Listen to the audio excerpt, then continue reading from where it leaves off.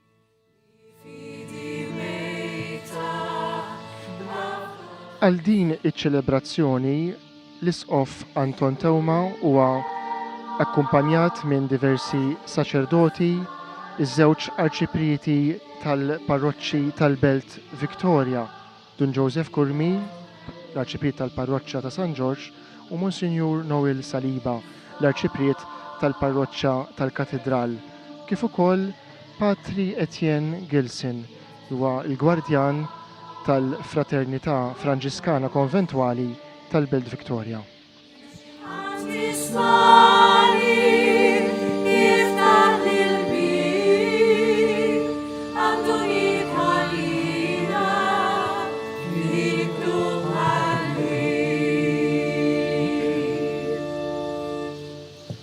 Bisem tal-Missieru, tal-Iben u tal-Spiritu Santu. Amen. Il-grazzja ta' Sidna Ġesu Kristu, l-imħabba ta' Alla u laqda fl-Spiritu Santu tkun ma'kom il-koll. U miegħek ukoll. Lunet nirringrazzjakom li sfidajtu l-elementi naqra kesħa il-periklu tax-xita ma qegħdin hawn.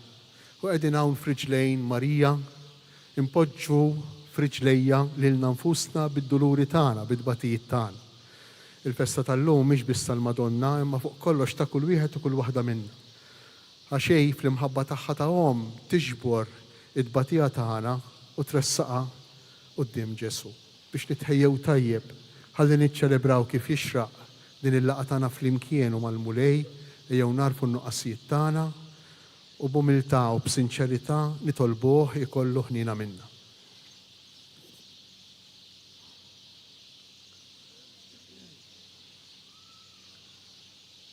Nitolbu maħfra fl-imkien. Nistqar l-Alla li jista' kollox u lilkom ħuti li jiena dnib ħafna bil-ħsieb, bil-kliem u bil-emin. U billa ħallejt mirijiet, ħtijatijaj, l-ikbar ħtijatijaj. Għalhekk nitlob lill-imqazza Marija dejjem Verġni, lill-anġli l-qaddissin kollha u lilkom ħuti biex titolbu għalija lill-mulej Alla tagħna. Iħinna lina Alla li jista' kollox, jaħfrilna dnubitna u jwassalna għal ħajja ta' dejjem. Amen.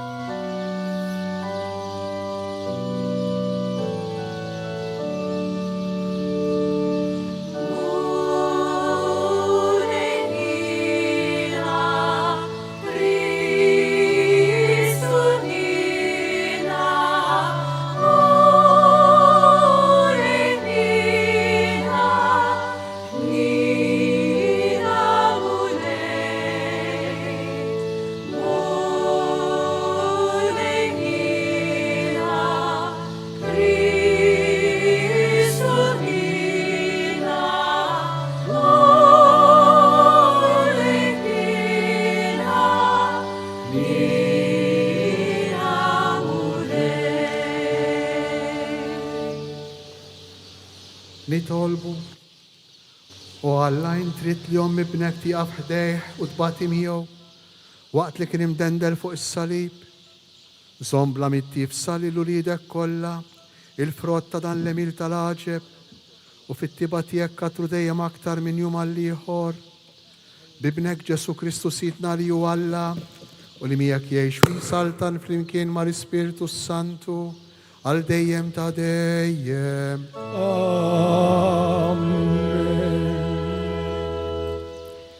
Qari mill-ktieb ta' Ġuditta.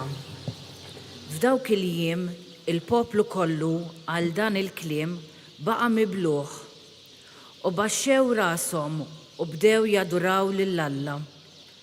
Wallew leħinhom għalenija u qalu: Imbierek int o Alla tagħna li llum ġibt fix-xejn l-edewwa tal-poplu tiegħek.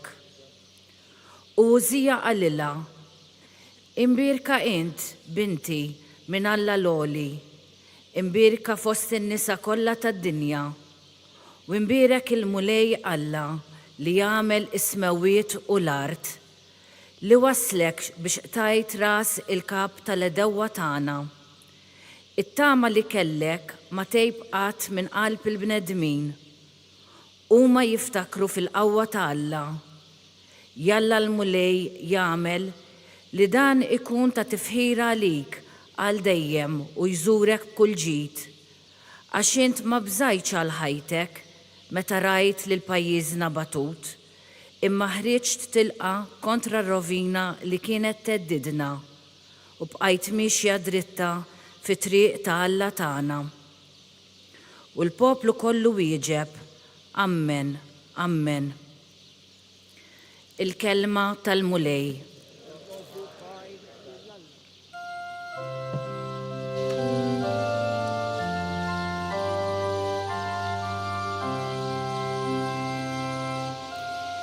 It-tiba tal-mulej fuq kull ma'amel magħna. Flimkien. It-tiba tal-mulej fuq kull ma'amel magħna. Ħankabrek Alla triq sultan u imbirek ismek għal dejjem ta' dejjem. Kuljum irrid imbirek u nfaħar ismek għal dejjem ta' dejjem. It-tiba tal-mulej fuq kull ma'amel magħna. Nisel il-nisel isema emilek u s-seta tiegħek ixandru. Il-ġmiel u l-kobor tas-seb tiegħek iħabbru u fuq l-ġubiet tiegħek jitħattu. Il-qawwa tal-emejjel tiegħek tal-biża jxandru u jinfu l-emejjel kbar tiegħek li tħadet. It-tiba tal-mulej fuq kull ma'amel magħna. Twajjeb u ħanin il-mulej, idum biex jadab ukollu tiba. Twajjeb ma' kulħadd il-mulej, tubitu fuq kull ma'amel. It-tiba tal-mulej fuq kull ma'amel magħna.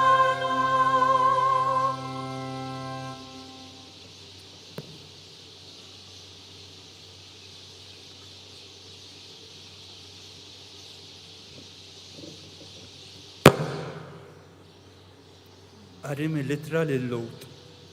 Meta kien jgħix fuq din l-art, Kristu offra talb u suppliki bleħenoli u bidmuħ lil dak li seta' jsalvah mill-mewt u kien mismuħ minħabba fil-qima tiegħu lejn Alla. Qatt li kien iben tgħallem minn dak li bata xi tfisser l-ubidjenza u billi laħaq il-perfezzjoni sar awtur tas-salvazzjoni ta' dejjem għal kull min jisma' minnu. Il-kelma tal-mulej.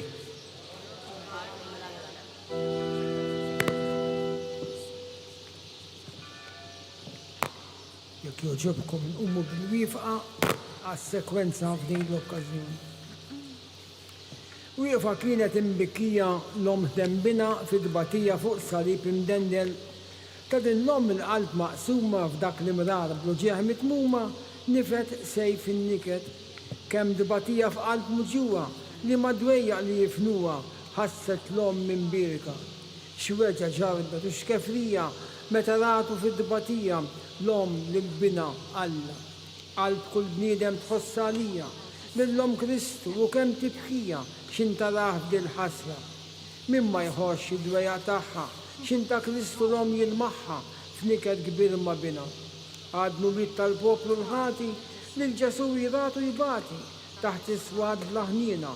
Rat l-bina u baqet miegħu b'dak l-imrar tal-mewta tiegħu waqt li ħarġet ruħu. Ommu għajn ta' mħabba lija ġalni nħoss dik id-batija għax jiena nibki mija. kebbes f'qalbi nar ta' mħabba, la tħallija qatt tittabba li mħabba għal Kristu. L-om qaddisa isma talbi, dawk il-pjagi qedli f'qalbi, tibnek Ġesu nsalla. Aqsam miegħi didbatija għal Ġesu li mħabba fija xerret demmu kollu. Den Ġesu nibki nubieti, fis-salib nara ħtijieti, sakemm neġdi l-ħajja.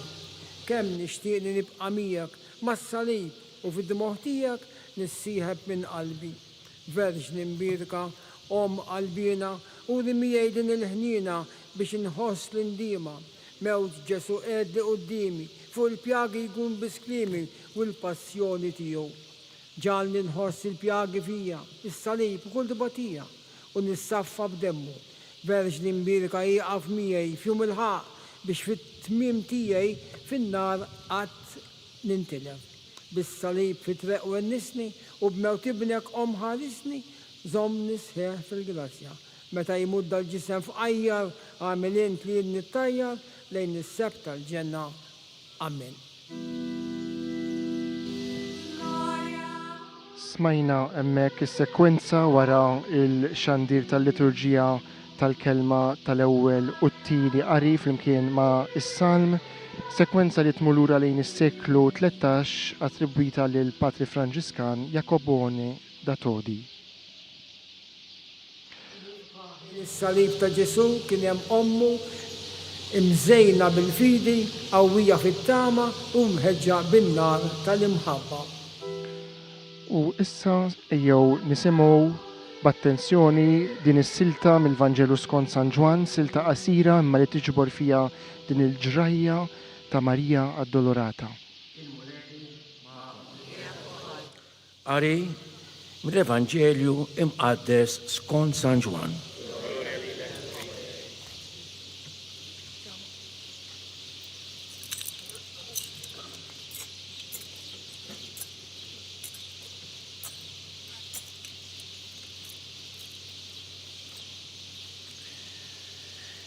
Kien hemm wieqfa dejn is-salib ta' Ġesu, ommu, oħt ommu Marja ta' Kleofa u Marja ta' Magdala. Mela, kif Ġesu lemaħ l-ommu lid-dixxieplu li kien iħobb wieqaf ħdejja qal l-ommu: Mara, hawn ibnek. Imbagħad qal lid-dixxieplu: Hawn ommok. U minn dak il-ħin, id-dixxieplu ħada għandu il-kelma tal-mulej. Smajna hemmhekk li r-rettur ta' Knisja ta' San Ġagbu, Monsignor George Borch, ixxandar il-Vanġelu. Nisimgħu issa l-omelija ta' Monsis Off. Il-Vanġelu li għadna kif smajna l-lejla jinsab fiċ-ċentru tat-tieni parti tal-Vanġelu ta' San Ġwan. Il-Vanġelu ta' San Ġwan maqsum f'żewġ partijiet. L-ewwel parti ngħidula l-ktieb tas-sinjali. L-aħħar sinjal rajnieh fil-Vanġelu tal-ħadd li għadda, il-qawmien ta' Krist, il-qawmien ta' Lazzru mill-mewt, tiftakru sewwa. It-tieni ktieb tal-Vanġelu ta' San Ġwan jissejjaħ l-ktieb tal-Glorja u jirrakkonta għalkemm jissejjaħ l-ktieb tal-Glorja jirrakkonta il-passjoni u l-mewt ta' Ġesu. Allura kif jissejjaħ il-ktieb tal-Glorja meta jirrakkonta l-passjoni u l-mewt ta' Ġesu? U fiċ-ċentru tal-ktieb tal-Glorja, fiċ-ċentru tal-passjoni ta' Ġesu, għandna s-silta li qrajna l-lejla. Kważi kważi il-Vanġelu kollu ta' San Ġwan, l-ewwel parti l-ktieb tas-sinjali, it-tieni parti l-ktieb tal-Glorja, iħejju il-kapitli kollha biex jaslu għal din is-silta żgħira li qrajna l-lejla. Allura din is-silta tal-lejli importanti ħafna, għandna lil Ġesu fuq is-salib, taħt is-salib hemm ommu, hemm id-dixxieplu li jħobb, hemm Marja ta' Kleofa u Marja ta' Magdala, u Ġesu jdowr fuq ommu jgħidilha ara ibnek, imbagħad idowr fuq Ġwanni u jgħidlu ara ommok. Però lil ommu Marija jsejħilha Mara. U jsejħilha Mara mhux fis-sens ta' Mara is-sess femminil, imma jsejħilha Mara fis-sens ta' Marti, il-mara tiegħi. X'inhi dejn li Ġesu taħt is-salib isejjaħ lil Marija bħala Marti, il-mara tiegħi. U żgur li jsejħilha bħala Marti, il-mara tiegħi. Kien sejħilha l-mara tiegħi darb'oħra fil-Vanġelu fit-Tiċ ta' Kana, kapitlu 2. Hemmhekk ukoll li sejħilha Gune bil-Grek, Marti, mara. Għaliex Ġesu lil Marija taħt is-salib isejħilha Marti u lil Ġwanni sejjaħlu Liben. Kemm sabiħa din ix-xena.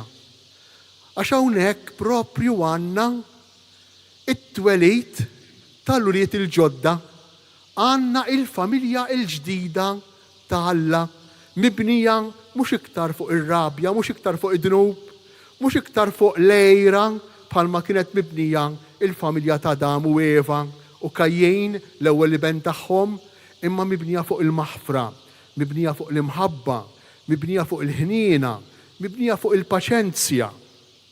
U allura din ix-xena hekk sabiħa, din ix-xena li tinsab fin-nofs tal-ktieb tal-Glorja tatina verżjoni differenti tad-dbatija. Id-dbatija mhix sterili. Id-dbatija ta' Ġesu fuq is-salib id-dbatija fertili, id-dbatija li tagħti l-ħajja. U mad-dbatija ta' Ġesu anki id-dbatija tagħna tagħti l-ħajja fil-fatt. Jekk hawn xi ħadd minna d-dar għandu xi santa jew ikona orjentali ta' Ġesu msallab, nindunaw illi Ġesu imsallab u ippreżentat bil-ġuf tiegħu b'żaqqu kbira bħalli kieku qiegħed iwellet. Bħalli kieku Ġesu f'dak il-mument tal-mewt tiegħu fuq is-salib għalkemm apparentement fl-għajnejn tagħna tidher xi ħaġa traġika, spiċċa kollox, imma proprju f'dak il-ħin kienet qed tibda il-familja il-ġdida ta' Alla. Dan jekk tiftakru kien qalulna il-Papa f'Tapinu meta ġie ftit snin ilu kien qalilna propju fuq is-salib fejn min għalih kulħadd kien spiċċa kollox, imma propju f'dak il-mument kien qiegħed jibda kollox. Dan xi fisser? Hija l-aħbar sabiħa fuq id-dbatija tagħna. Id-dbatija tagħna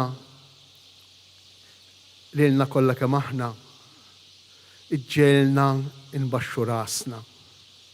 Iġġielna nindunaw bir-realtà tagħna, bil-verità tagħna. Jiena ċert li kull min hawnhekk jien inkluż magħkom kollha kemm aħna għandna d-dbatija tagħna. L-ewwel tagħliema li rridu nitalmu mill-Vanġelu, l-ewwel aħbar tajba hija li d-dbatija tagħmel parti essenzjali mill-mixja tal-ħajja tagħna. Diffiċli biex naċċettawha, però l-mulej Ġesu llum fuq is-salib f'dan il-mument ta' glorja meta nkun merfuħ il fuq mill-art nixbet lil kulħadd lejja, hekk qallu lil Nikodemu, meta nkun merfuħ il fuq mill-art, propju meta nkun imsallab, dakinhar dak il-ħin tkun il-glorja tiegħi, inkun fl-aqwa tiegħi. Għalina dan ifisser illi l-mumenti jibsa ta' ħajjitna, il-mumenti diffiċli ta' ħajjitna jagħmlu parti essenzjali mill-mixja tal-ħajja tagħna. Imma xi frott jista' joħroġ jekk mill-mewt ta' Ġesu ħareġ Ġwanni, ħarġu l-uliet il-ġodda, ħarġet il-Knisja, ħriġna aħna. Mid-dbatija tagħna x'ġejt jista' joħroġ.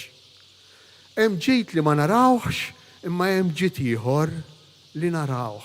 Hemm ġid ieħor li mmissuh bidejna mid-dbatija tagħna. Jien se nipprova nsemmi żewġ tipi ta' ġejt li nistgħu mmissu bidejna, naraw bajnejna, ġejt li joħroġ mid-dbatija tagħna. L-ewwel qabel kollox id-dbatija lilna tallimna nafdaw falla. Din hija l-ewwel talima, l-ewwel ġejt li joħroġ mid-dbatija.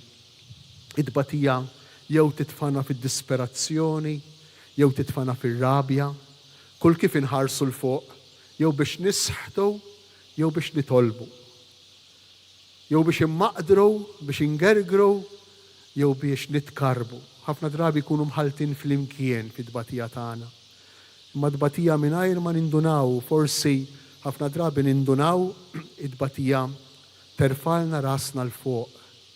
Id-dbatija mingħajr ma rridu tressaqna iktar lejn dak li hu l-oriġni tal-ħajja tagħna, dak li hu l-mulej tal-istorja tagħna. Id-batija titlob lil kull wieħed u kull waħda minna ma jibqax iffukat biss fuq innifsu għax jinduna illi weħedna maħniex kapaċi, aħna maħniex autosuffiċjenti, weħedna ma nkampawx, għandna bżonn tal-għajnuna li tiġi minn x'imkien ieħor u nħarsu l-fuq u nitkarbu u nitolbu. Allura d-batija l-ewwel qabel kollox tallimna nitolbu, tallimna nħarsu l-fuq u anki jekk xi darba t-talba tagħna tkun gergira, anki jekk xi darba it-talba tagħna tkun rabja, imma dik hija talba, dik tibqa' talba. Talba li aħna nagħmlu lil mulej, lil missier tagħna u d-batija taddina mill-fidi għal fiduċja. Ħafna drabi aħna meta nkunu tranquilli, meta nkunu fil-bnazzi, ngħidu li nemnu, ngħidu li hemm Alla li jieħu ħsiebna, li jagħti kasna, li jħobbna.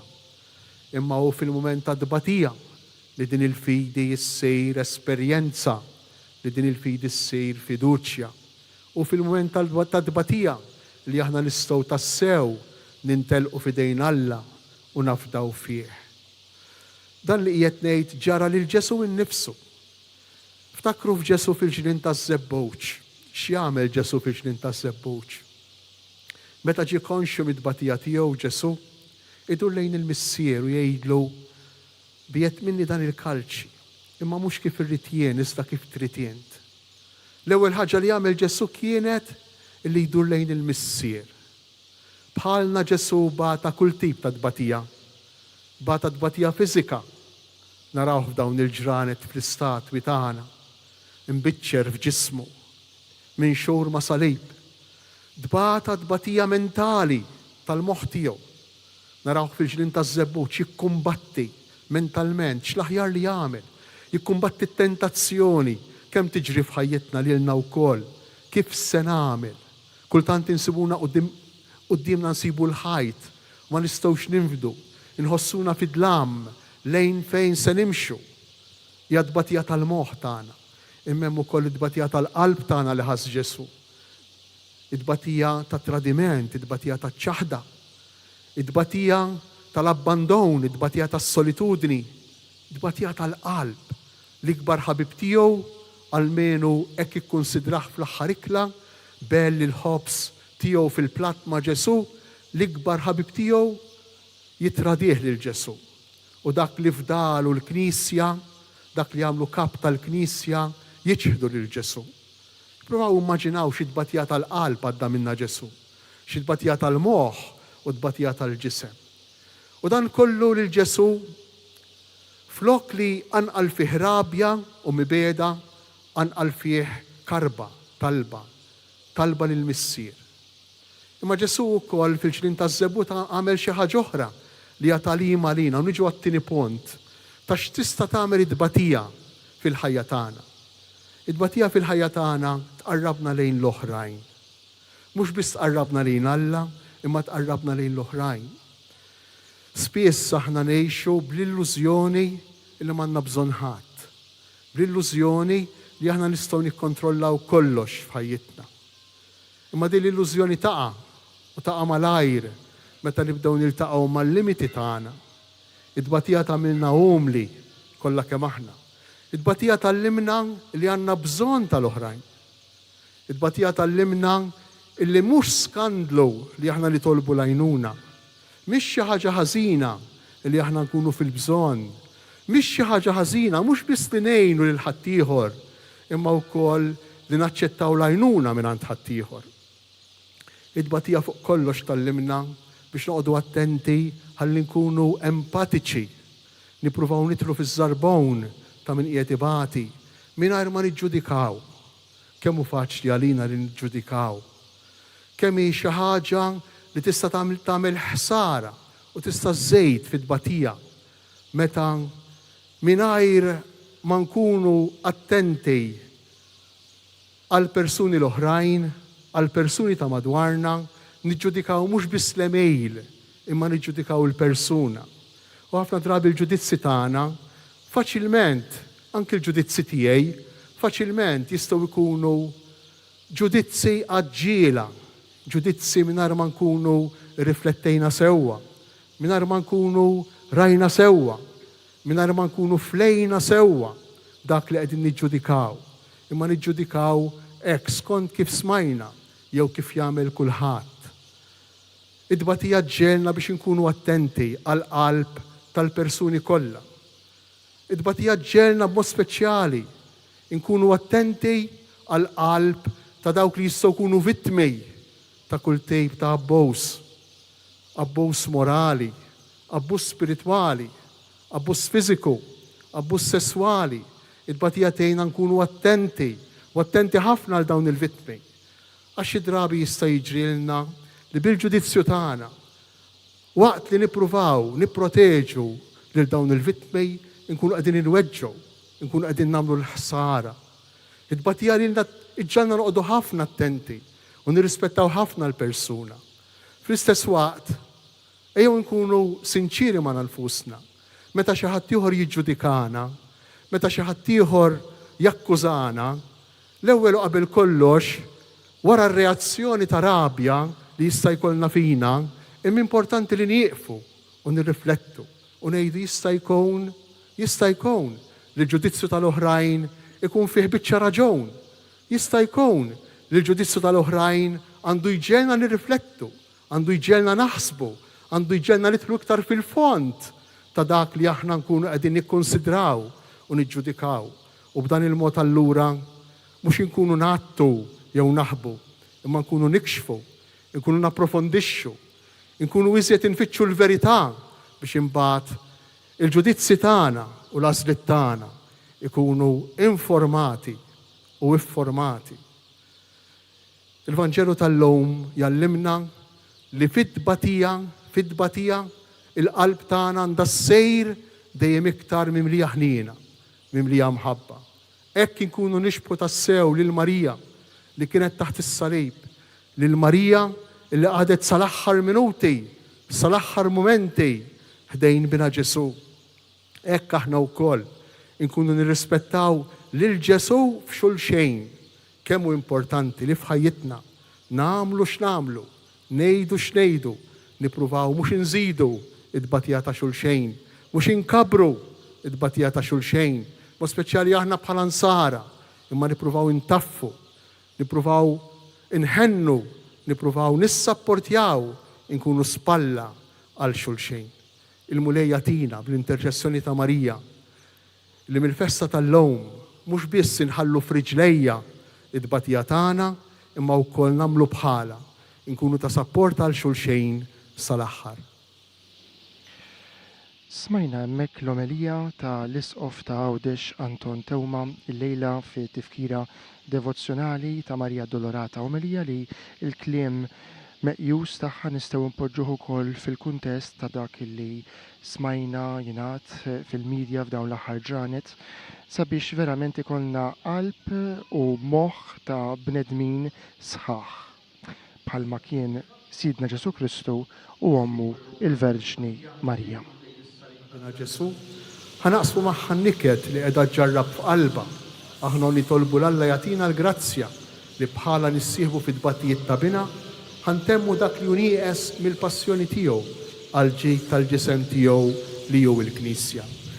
Mulej Ġesu, int rid li ommok Marija tieqaf ħdejn is-salib u tbati miegħek.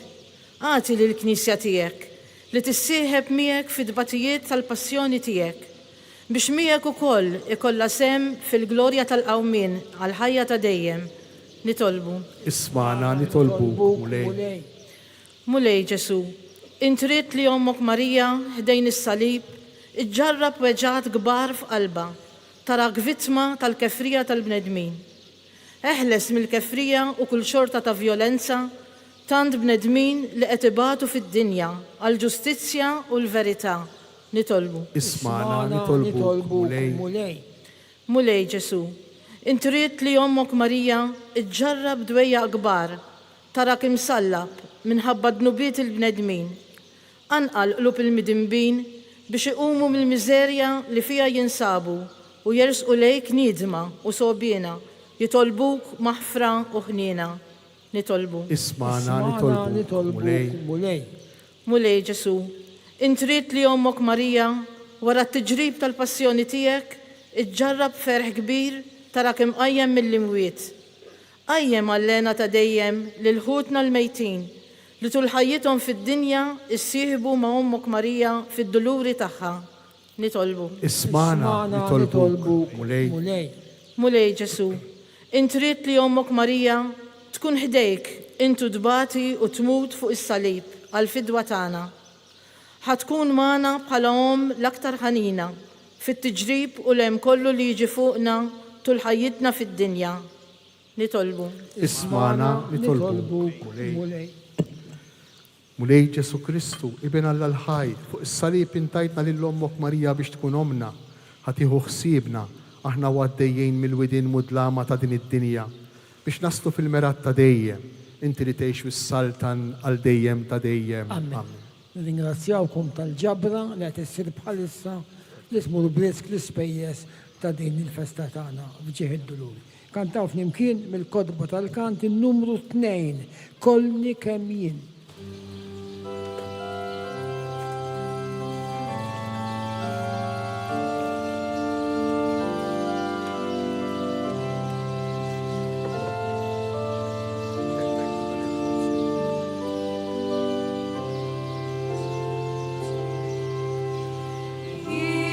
Ma jinxej mulej, għax mitrab jint bissirt, imma inti tħobni u għalija jint mirt.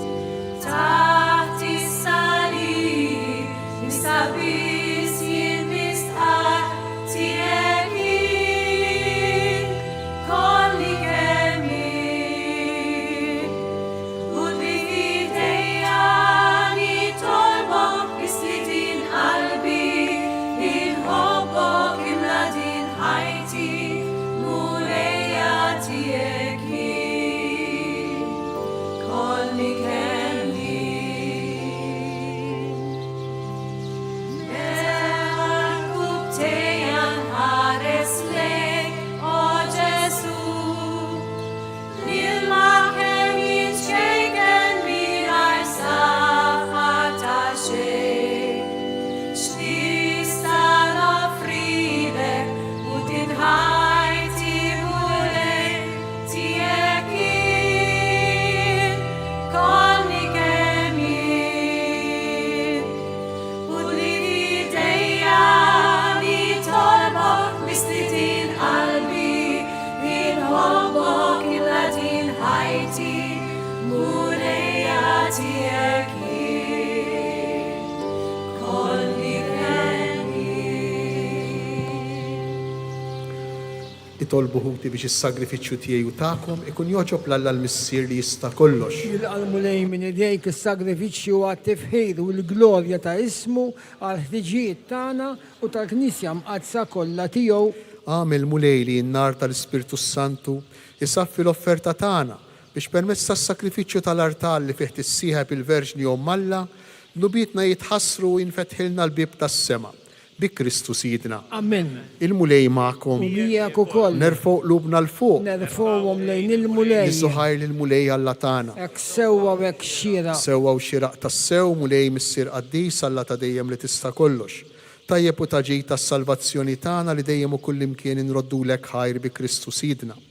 Int fil-kobor tal-erf tiegħek biex iġġeddet il-familja kollha tal-bnedmin, rid li l-Verġni Marija tieqaf ħdejn is-salib, eba ġdida ħdejn is-salib ta' Adam il-ġdejt. Biex dejk li bis-seta tal-Ispirtu Santu sarithom Kristu, issa b'don ġdejt tat-tieba tiegħek issir sieħba fil-passjoni tiegħu. U dik li ma ġarbitx lu ġeħ tal-ħlas meta tagħtu twelejt, issa ġarrab u ġijat akbar biex tagħti twelid ġdid lilna għalik. Għalhekk mal-anġli u mal-arkanġli, mat-troni u mad-dominazzjonijiet, intennu l-innu tal-glorja tiegħek u ngħidu bla edha.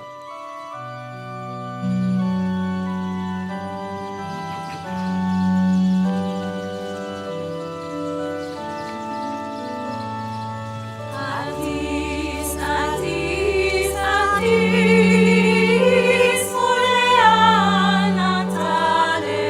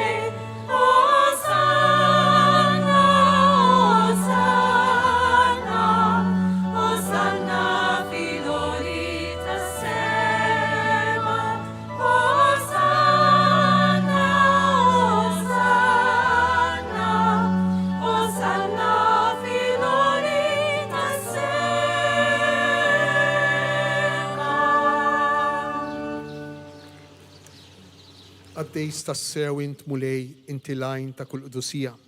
Għaddes għalek nitolbuk dawn l-offerti bil-barka tal-Ispirtu tiegħek biex isiru għalina l-ġisem u d-dem ta' Sidna Ġesu Kristu li meta kien se jingħata biex minn raj ħibati ħajl ħobs ratt il-ħajr qasam tal id-dixxipli tiegħu u qal ħudu u kulu il-kol minn dan għax dan huwa ġismi li jingħata għalikom. Ġisem imqaddes ta' Ġesu imsammar għalija fuq is-salib.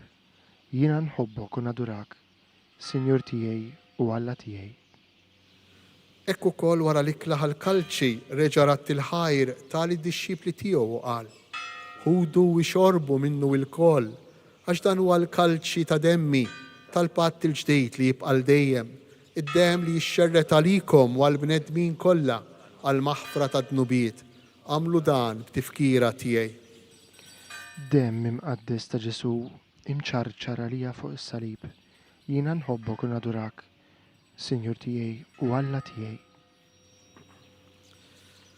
Dan hu il-misteru tal-fidi, salvana jint u salvatur tad-dinja għax bis-salib u l-qawmin tiegħek inti fdejtna. Għalhekk aħna u nagħmlu dan b'tifkira tal-mewt u l-qawmien ta' Sidna Ġesu Kristu. Nofrulek mulej il-ħobs tal-ħajja u l-kalċi tas-salvazzjoni. U rraddulek ħajra xoġbok tilqana hawn qudiemek biex naqduk.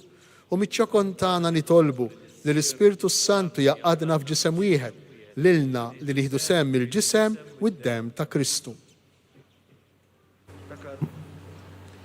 Ftakar mulej fil-Knisja tiegħek preżenti fid-dinja kollha u ittaqa' fl-imħabba fl-imkien mal-Papa Ljun 14 mal-Isqof tagħna Anton u mal-Ministri tiegħek kollha.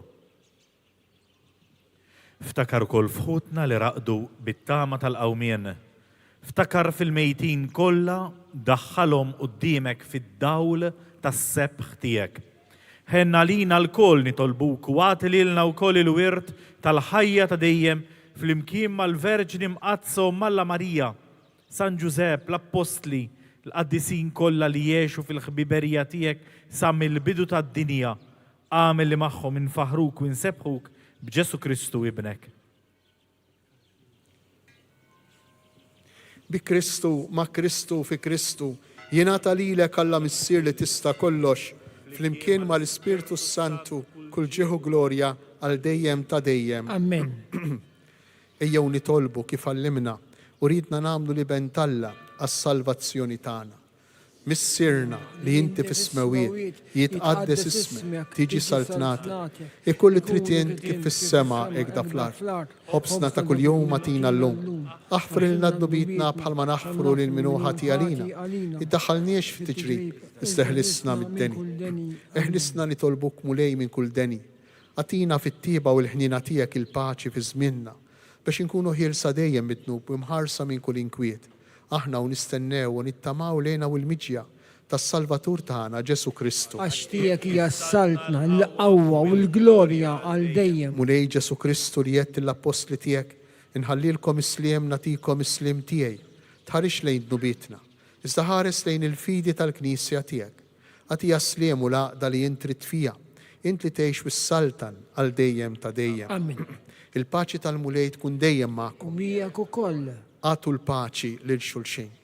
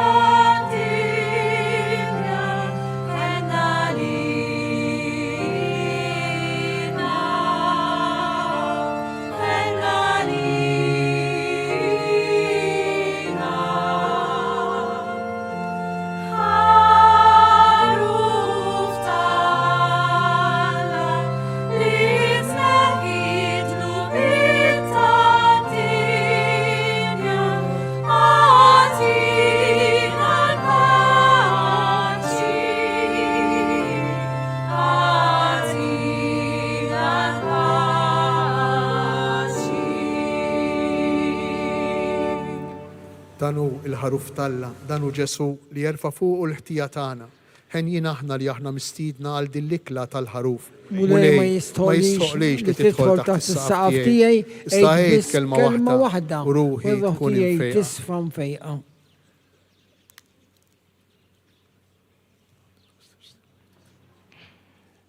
E kif f'dan il-moment il-miġema hawnhekk preżenti fi Pjazza Indipendenza li kif smajna aktar kmieni sfidat it-temp xejn sabiħ tal-lejla u kisaħ sew sabiex tkun parti minn din iċ-ċelebrazzjoni tal-tifkira devozzjonali ta' Marija Addolorata tħejji sabiex tersaq ħalli tirċievi lil Ġesu Ewkaristija. Għal benefiċċju tagħkom, it-telespettaturi u s-semmija illi qegħdin isseguna minn djarkom, nagħmlu flimkien it-qarbina tax-xewqa. Ġesu, jiena nemmen li tinsab ta' bilħaq fis-sagrament tal-Ewkaristija. Irrid inħobbok fuq kollox u fuq kulħadd. Int taf li nixtieq nirċevik ġewwa fija, imma la darba bħalissa ma nistax nilqek fija sagramentalment, nitolbok tiġi fija spiritwalment. Ejja għandi Ġesu tiegħi biex jien niġi għandek.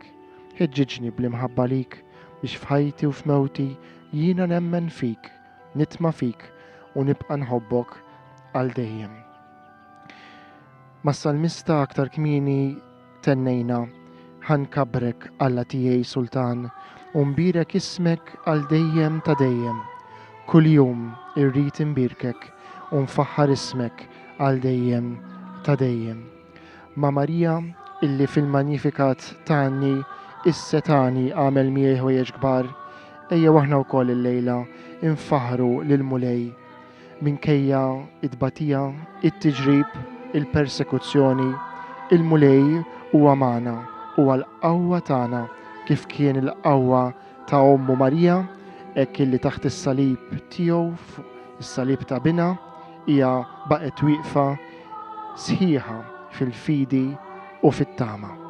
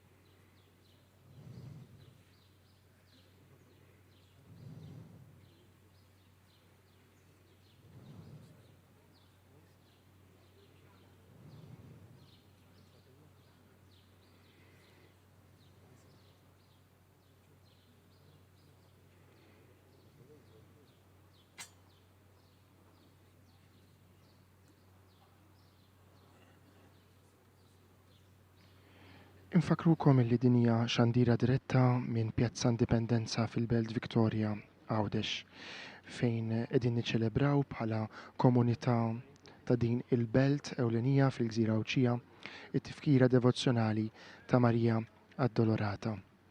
Minkejja temp xejn Klementi, il-qudisa xorta qed tinżamm barra, ftit ħin qabel kienet it-taqtir tax-xita, però il-poplu ikkonkorra u din iċ-ċelebrazzjoni qed tinżamm ukoll hawnhekk għalkemm tħassret il-purċissjoni biex bija ta' Marija Addolorata dritt wara. Addolorata biex tidħol għalina fid-duluri tagħna.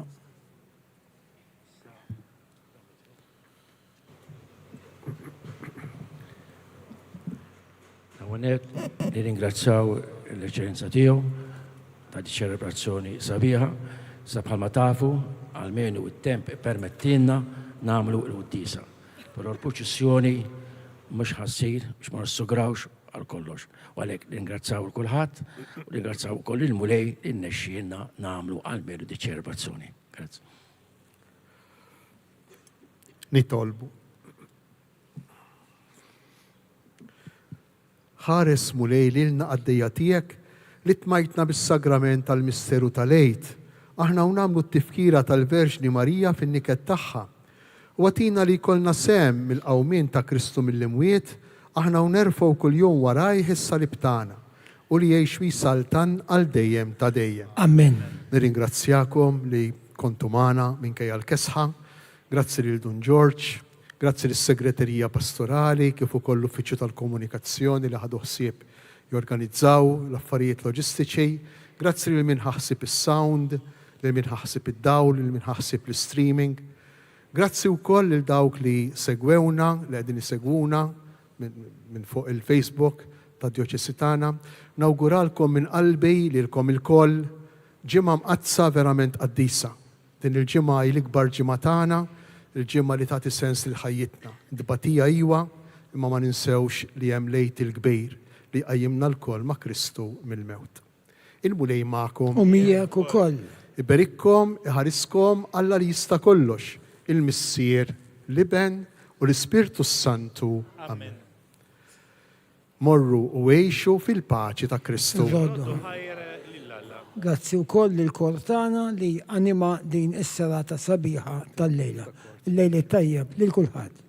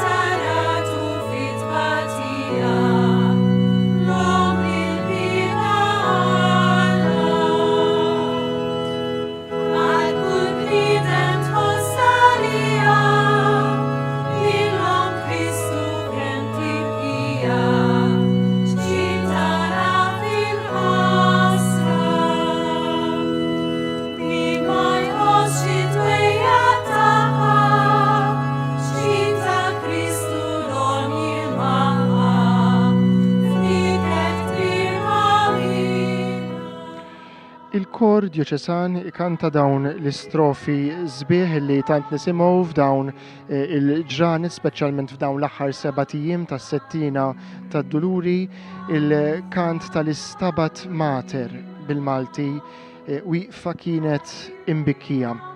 Kif smajna fir-ringrazzjamenti li għamlu kemm ir-rettur Monsignor George Borg kif ukoll l-isqof innifsu, għalkemm il-proċessjoni ma setgħetx tinżamm, però dan kien tassew mument sabiħ illi iċċelebrajna flimkien flimkien ma' omna Marija Addolorata illi tassew tkennilna taħt il-mant tagħha u mad-duluri tagħha nistgħu wkoll naqdu id-duluri u d-batijiet tagħna. L-isqof Stiden sabiex il-kol kemm aħna nieħdu sem fiċ-ċelebrazzjonijiet issa tal-ġimgħa mqazza ibda bħatt il-palm, bħatt li ġej u mbagħad itridu għad distalejt il-ħamis il-ġimgħa u s-sibt kollox jilħaq il-qofol tiegħu ovvjament fil-festa tal-qawmien tal-mulej mill-imwiet nar ħadd il-għid. Iġbija ta' Marija Addolorata li kienet fil-fatt wara il-bib prinċipali ta' din il-Knisja ta' San Ġakbu l-uniku bib fil-verità illi għandha din il-Knisja antika hawnhekk fil-qalba tal-Belt Victoria issa tqiegħdet lura f'posta din hija ġbija illi kienet inġabet minn Munich fil-Bavarja il-Ġermanja fl-1879. Verament illi ma rajniex id-dur mat-toroq ta' Beltnam fejn tiġbed warajja tant u tant pellegrini u penitenti, imma xorta waħda il-lejla anki f'dawn is-sigħat illi fadal mill-ġurnata nistgħu nkomplu ngħixu dan l-ispirtu sabiħ ta' din iċ-ċelebrazzjoni kif ukoll ta' dan il-jum ta' Marija Addolorata. Nitolbuha tassew sabiex tieqaf u tħares lill-familji tagħna, speċjalment fejn hemm il-mart u d-dbatija. Minnaħa tagħna aħna ma tfadlina xejn li nirringrazzjawkom illi kontu magħna għal din ix-xandira, grazzi lill-UTV kif ukoll il-Shake Television li tnejn waslu din ix-xandira fuq l-istazzjonijiet rispettivi kif ukoll il-diversi oħrajn li inaqadtu magħna. Nfakru li issa l-isqof imexxi iċ-ċelebrazzjoni ta' ħadd il-palm mid-daħla solenni ta' Ġesu f'Ġerusalemm il-ħadd illi ġej fl-10:15 tibda iċ-ċelebrazzjoni fil-Katedral ta' Għawdex. Nixtiequlkom minn qalbna il-ġimgħa imqazza tas-sew qaddisa u l-lejl it-tajjeb.